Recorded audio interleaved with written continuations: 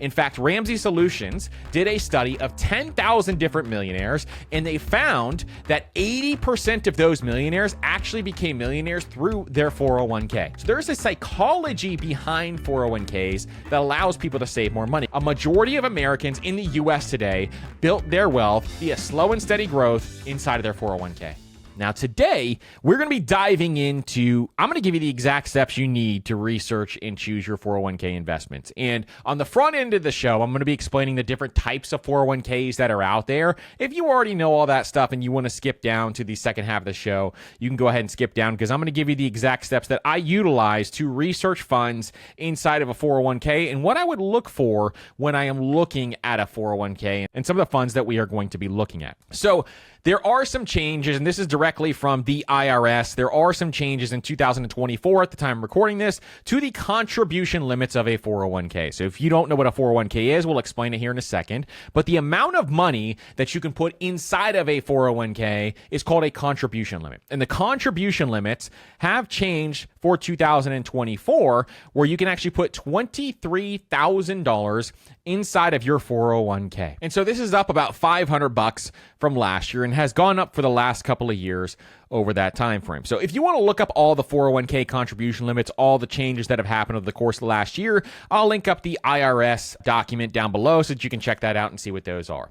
And so the first thing we're going to be talking through is the different types of 401ks that are out there. And a lot of people ask me, which one should I open or which one should I go for? And so these are some of the options that are out there that we're going to talk through is the traditional 401k, the Roth 401k, and the solo 401k. We'll talk through each of those as well. Now, if you have a thrift savings plan or you have a 403b or you have a 457 plan, all of those also will fall in line with the 401k and what I'm talking about here. It's specifically the traditional 401k, so those are great options as well as we talk through this. So first, what is a traditional 401k? So if you've never heard of a 401k, you're just getting your money right. You've never listened to this podcast or you haven't been listening long. We talk about the 401k a lot on this podcast episode. Why? Because a 401k is a fantastic wealth building tool. In fact, Ramsey Solutions did a study of 10,000 different millionaires, and they found that 80% of those millionaires actually became millionaires through their 401k. Now, you're going to see a lot of people on TikTok and Instagram and all these other places saying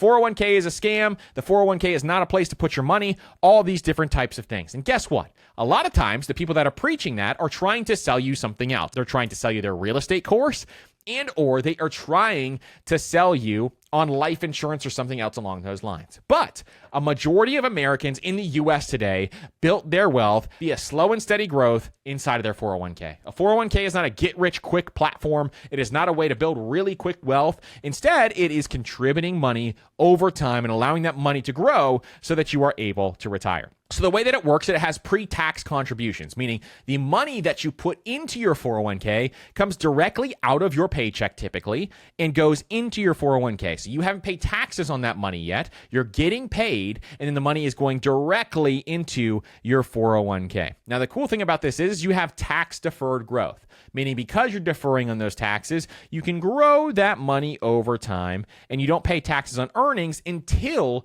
you withdraw that money so it can grow a little faster. Then once you withdraw that money in retirement, it is taxed as ordinary income. So if you withdraw the funds before age 59 and a half, then it may be subject to a 10% penalty. So you don't want to put money into your 401k that you're going to need right away. That money needs to stay in there until you're age 59 and a half, which is one of the bigger arguments of people saying not utilizing your 401k. But we have ways around that, including a Roth conversion ladder and some things that you can do to access those funds even earlier.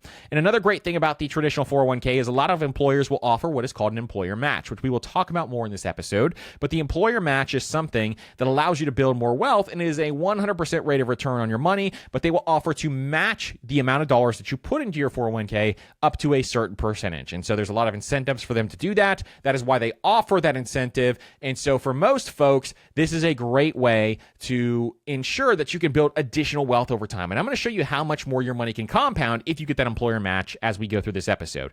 The second option for a 401k is the Roth 401k. Now, the Roth 401k is something your boy loves. I love me a good old-fashioned Roth 401k, one of my favorite accounts out there, because unlike the traditional 401k, contributions are made with after-tax dollars, meaning you already got taxed on that paycheck. then your money can go into the Roth 401k. And so you pay taxes on the money now, but when you withdraw it in retirement, you're not going to be paying taxes on that money.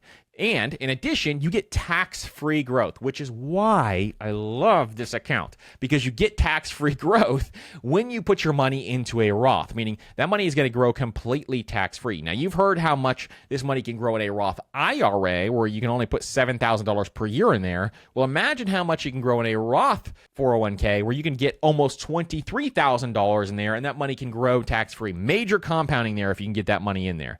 There also are no income limits for Roth 401k. So they do not have those income limits that the Roth IRAs do. So it makes them accessible for high earners. And then in addition, some employers also offer a match on this. If they offer the match in addition to having a Roth 401k, boy, oh boy, do you have a double whammy there. Then lastly, we have a solo 401k.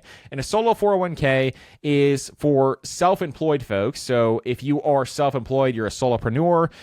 The solo 401k is also known as the individual 401k. And it is designed for business owners with no employees other than the owner and their spouse. And so that's what you can utilize. If you have a bunch of employees, there's things like the SEP IRA, or you can set up your own 401k plan through the provider that you have there. Then they have high contribution limits. So same thing, it's all the same pretty much, and you can do solo 401k plans for Roth or traditional, and they have flexible contributions where you can actually contribute a lot more money into a solo 401k if you do it right. So those are the differences between the three. Most people have the traditional 401k. I think there's a very low percentage of Americans that have a Roth 401k, but you can check with your HR department to see if you have that Roth 401k option, because it is an amazing option. And then if you do, I would consider utilizing that because I think it is one of the best ways to build wealth with that tax-free growth. I love that tax-free growth when it comes to the Roth 401k. And the next thing I want you to understand is just understanding the power behind the 401k. So first of all, you have those tax advantages. And I want you to understand why we even consider these. So the tax advantages are number one, and you got that pre-tax contributions in the 401k are really, really important. Two, you got the employer match. Three, you have really high contribution limits, meaning the contribution limits are much higher than things like the Roth or the traditional IRA where you can get more money in there. Four is you can compound grow this money over time, and typically 401ks will have okay investment options. If yours does not have great investment options, meaning it has high fees, which we'll talk about in a second, I'll tell you what to do. But usually you get some great options there where you can compound over time. And this helps you. One big thing about the 401k that a lot of people just don't think through is that a lot of 401ks will auto-enroll you, meaning that when you started a company, they're going to start putting money into your 401k for you, even if you did not elect to start to do that. And so what this does is it creates a forced savings for a lot of people to start investing. And this is why so many people build wealth through their 401ks, because they have this forced savings of money that they never saw. So there's a psychology behind 401ks that allows people to save more money because it comes directly out of your paycheck. Whereas a Roth IRA, you have to actually take action in order to put those dollars into the Roth IRA. With a 401k, you don't have to do that. It comes directly out of your paycheck, which you can see just based on the power of automation, how this can make a massive difference in your finances. So making sure that you are checking to see if you're auto-enrolled, and then making adjustments is going to be really, really important. Another big thing, though, about the 401k is it is actually more portable than a lot of people realize, where you can do a rollover IRA and be able to take your 401k with you. So if you leave your job, for example, your money is not stuck there unless you have a certain amount that needs to be vested when it comes to your employer match. Outside of the vested amount, the money is not stuck there. You can take this money and you can roll it over into a rollover IRA. And there are tools out there that you use that actually help you do this for free. But when it comes to this, you do not have to leave it at your current employer. You can actually take that money and roll it into a rollover IRA. Now, I like to roll money over when I leave a job because then I can put it into somewhere like Vanguard, for example, which I absolutely love. That's where my rollover IRA actually is. And I can take those funds and invest them into Vanguard funds and control the funds I'm investing in. So it is a great option for a lot of people who leave their jobs to go ahead and do that. And then they also, a lot of times, 401ks have some decent options. I haven't seen a lot of them with some of the terrible options now with the widespread financial literacy that is going around now. If yours has bad options, try to see if you can get some Vanguard or Fidelity funds in there or some other great funds that you enjoy out there that have lower fees if yours have bad options. Because if your 401k has bad options, it's much harder to build wealth than it would be if you had some of those Vanguard funds or those low-cost funds inside of that account. So really, really important to know that. Now, next, I want to dive in to the power of the 401k match, because this is something you definitely need to understand. And I want to show you why it is so important to take advantage of this and why it is the number one thing we tell you to do first with your money. All right, so let's talk through the power of your 401k match. And the first reason why it is so incredibly powerful is because it is free money. It is a 100% rate of return on your money if you take advantage of that 401k match. Meaning that if your employer says to you, I will give you 5% added to your 401k, if you put 5% of your money into the 401k, that means you get a 100% rate of return on your money. There is no situation where you do not take advantage of that. If somebody told you, I'll give you $200 every month, if you put $200 every month into this account, would you do it? Absolutely you would. And that is what your employer is asking when they say you get your employer match. And if you get a 100% employer match, really, really important. Now, some companies will do things like a vested schedule. And if you don't know what a vested schedule is, it is where if you stay at that company for a certain amount of years, or you hit certain milestones, then you will get more of a percentage invested into your 401k. So say, for example, they want a 5-year vested schedule. So say in year 1, you get 20% of the 401k match. In year 2, you get 40%. In year 3, you get 60%. In year 4, you get 80%. And in year 5, you get 100%, and year 5 beyond.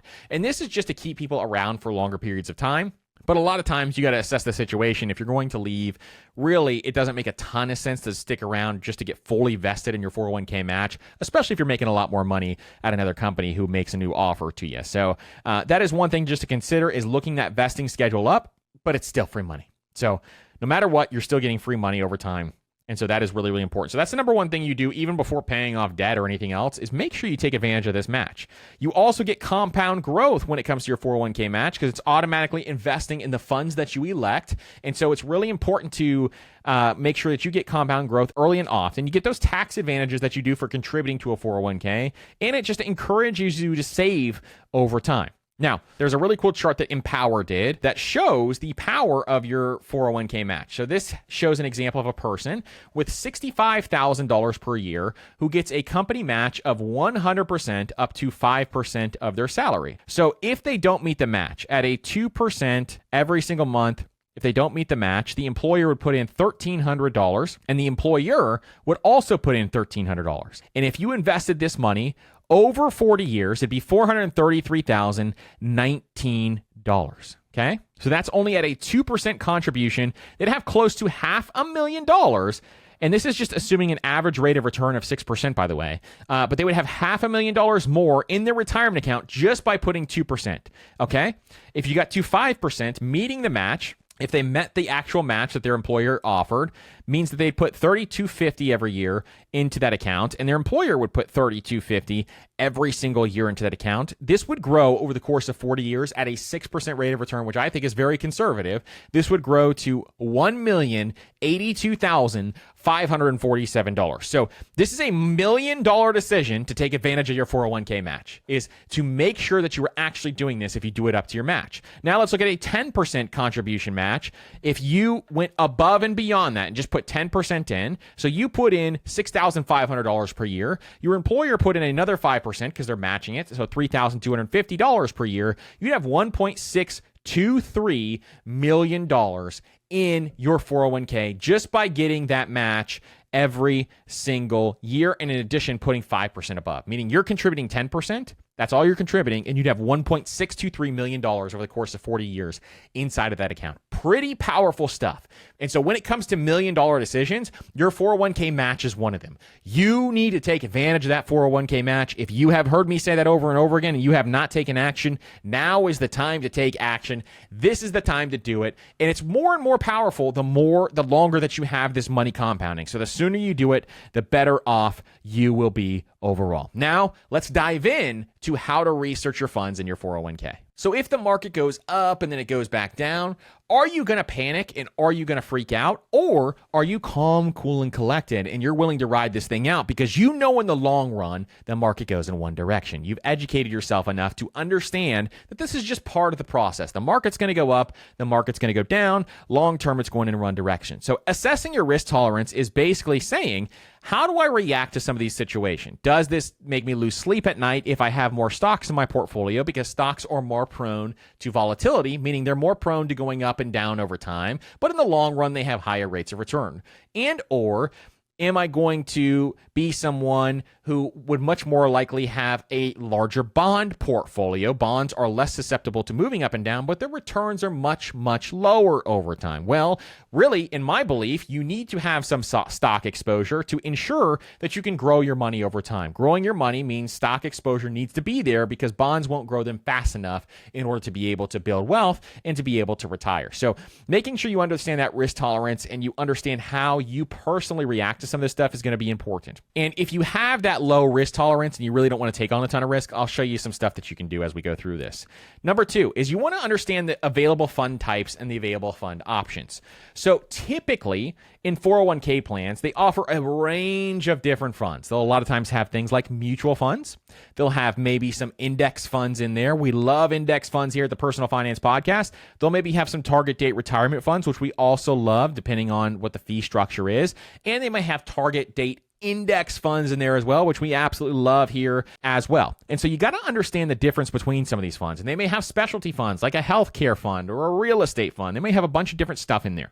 And so you got to understand what the options are. So what I would do is I would take out my 401k prospectus. You can ask your HR department to give you a list of your 401k options and what the heck they do. And if they have an online version, that's even better. Sometimes they'll send you a PDF document. And what a ticker symbol is, it's the letters and numbers that show you what this fund actually is. And then now that you have all these ticker symbols, you can start to do some research on these funds. Really important to know what's there. So first, they'll probably give you that documentation. That's probably the easiest route to go, is to get that PDF, or to take, if they give you a paper copy, to take that paper copy.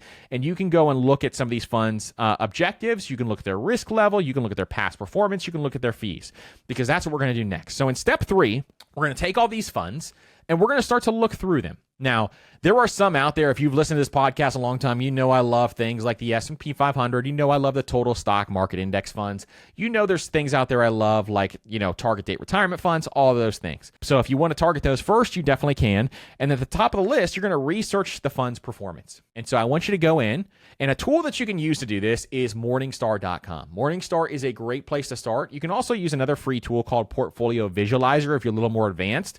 That's a great way to kind of build out portfolios and model portfolios, and it's a free tool that I like to use also that is really, really cool.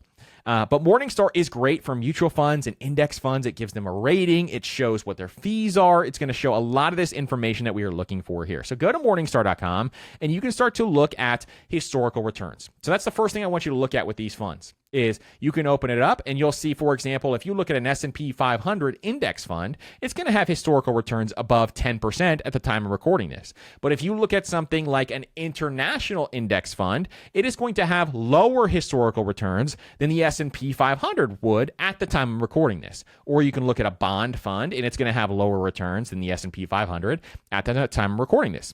And so you can start to look at these historical funds and compare the differential between the two. Now, lower historic returns matched up with your risk tolerance is what you really want.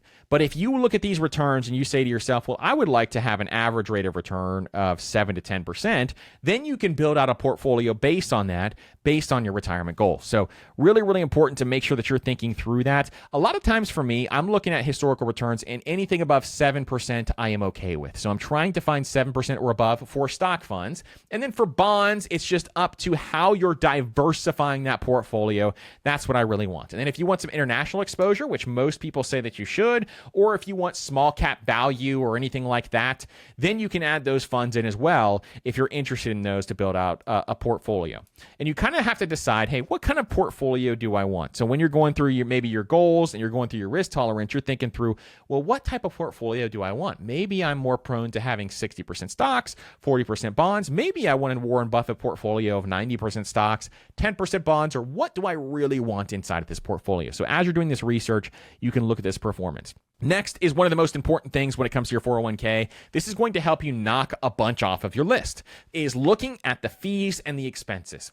Now, bad 401ks are going to have bad funds with high fees. That's what is going to be indicative of a bad 401k option, is that if you have options in there with fees above 0.30%, if you have funds in there above 0.30% or 30 basis points, then most likely you have funds in there that have really, really high fees. Because if they're 0.5%, if they're 0.75, if you have funds in there above a 1% fee, run as fast as you can. Fees are absolute wealth killers. And if you have a 1% fee, that does not sound like a lot, but it is a ton of money over the long-term time horizon. In fact, if you are investing enough money into your 401k, that could be millions of dollars that you give away in fees just by a 1% fee. So fees really, really matter. You want to keep these below 0.30% typically. And for me, that's what I'm typically looking for. If it's above 0.50%, I'm not even going to really consider that option when it comes to my 401k. I really want it to be lower than that. If that's all you have, if all you have is higher fee stuff, I would get my match, go to the Roth, go and then maybe come back to the 401k later on down the line. But for a lot of these things, I want to make sure I'm analyzing the fees. Now, where do you find the fees? When you go in and you research some of these funds, they also call them expense ratios. And the expense ratio is going to tell you how much that fee is for each of those fund options. And now I also want you to be aware of things like sales loads or additional fees associated with buying or selling the fund. So you can look into these and just type in, hey, does VTSAX have sales loads or additional fees associated with buying this fund? And then hit enter and see if anything comes up. ChatGPT and some of those tools are also getting better at helping you analyze this stuff, but you just want to trust but verify a lot of these. But you can use the web search tools inside of ChatGPT, and it can give you some instant answers on this stuff. And then you can kind of dive deeper and make sure that that is correct before you actually invest in that. But I like to use Morningstar. I just type in the ticker symbol. It's going to show you that expense ratio right up front. And I'll do an example here on the show in a second so that you can see where those are. Step 5 is if you're going to diversify that portfolio, it's making sure that you figure out what that mixed type of assets are. If you want 90% stocks, 10% bonds, you're going to look at something like an S&P 500 or a total stock market index fund, for example, and then maybe you're adding in 10% of bonds. You can do that. And you're going to see when you invest in your 401k, you're going to put a percentage of your money coming in. You're going to put it in a little box right next to the fund's name. And so a lot of times that's how it works, where you're doing it by percentage, and that's going to be really, really helpful for a lot of people. Now, if you don't want to choose your asset allocation, meaning if you don't know how to choose the amount of stocks or the amount of bonds in your portfolio, what you can look for, and this is what a lot of people do in their 401ks, is you can look for target date retirement funds. And this is mainly because they have lower fees. And so if you don't know what that is, these are the funds that have years next to them. So they may have 2065, they may have 2060, 2055, 2050, 2045, 2040, 2035, 2030. All of those funds are called target date retirement funds. Now, you got to check the expense ratio to make sure that they are okay funds.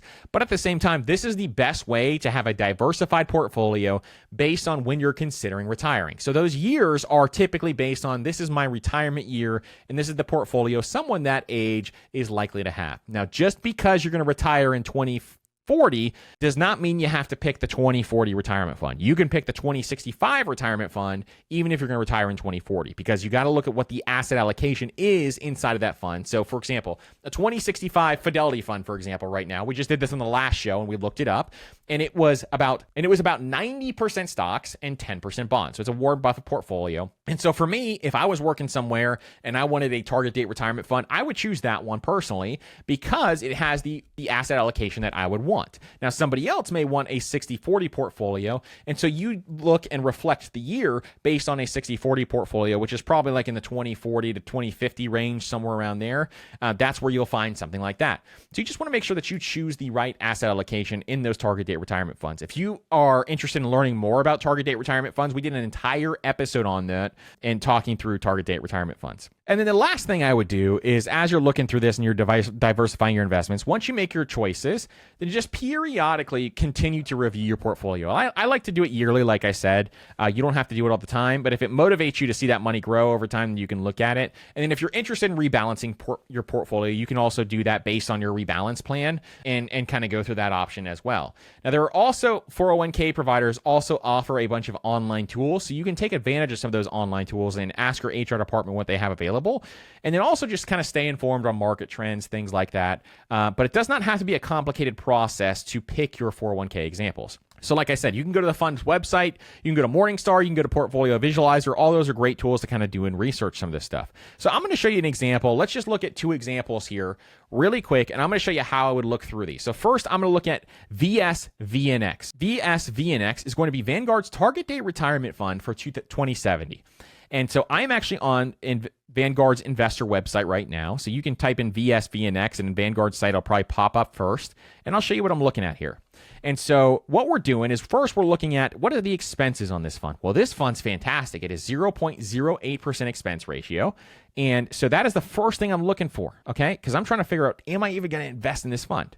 Okay, so next, I've looked at the expense ratio. It is low enough for my criteria. Now I want to know some of the performance things on this. Now, you're going to see things like a 1-year performance. You're going to see 3 years. You're going to see 5 years, 10 years.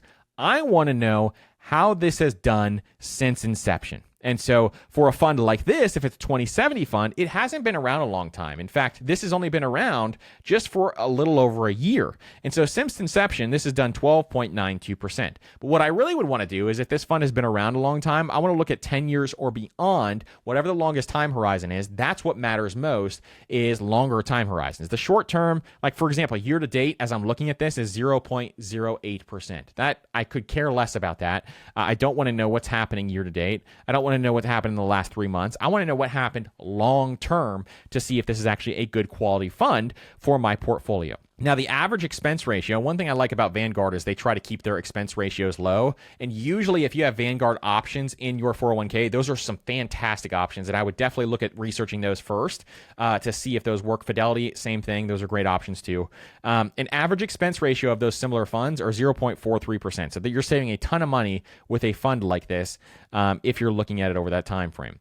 And then I like to look at the portfolio composition. And so the portfolio composition of this one is going to be the Vanguard Total Stock Market Index Fund Institutional Shares, meaning it's going to be the Total Stock Market Index Fund, and it's going to be the Total International Stock Index Fund, which I know both of those are fantastic. That means it is weighted to about 90% of the fund being in the stocks, and then about 10% of the fund is in bonds. And so it has something that shows me that. And you can look through that, and the exact number is 89.71% stocks and 10% bonds. And this is kind of why I like looking at the prospectus on here. And this tells you so much about this fund in and of itself. So if you wanted to follow along in the podcast when you get home, if you're listening in the car, you can go back and rewind this and listen through as I'm talking through this. I also go through funds like this on the YouTube channel as well. So if you've ever seen me analyze some index funds, things like that, you can see how I analyze them because that is exactly what I'm looking for, is some of those metrics right there. Now let's look at another one just real quick, is FZROX. A lot of funds may pick up this. And FZROX is Fidelity's zero fee index total stock market index fund. So it has zero fee. And so, for example, I'm looking at this, and I already know there's no transaction fee, which is fantastic. It is beating out that piece. It has a 3-star overall rating by Morningstar. And overall, this has something of a decent return here. So over the course of 1 year, 19%. I don't care about 1 year. 3 years, 9%. 5 years, 13%. Lifetime, 11.46%. So I care more about the lifetime or the last 10 years. And so that shows me exactly what the returns on this fund is going to be. And then as I look through this, you can see some of the top holdings if this is a specific fund. So it's got Microsoft, Apple, Nvidia, Amazon, Meta, Alphabet, which is Google, Berkshire Hathaway, which is Warren Buffett's company, Tesla, Broadcom. All of these are fantastic companies to have in the top 10 holdings. These are stuff that I want to have in the top 10 holdings. There's a lot of things that are great about this fund. So this is another one that I'd be interested in personally if I was looking in my 401k and saw this. So these are some of the things that I would look through and some of the ways that I would kind of research some of these funds.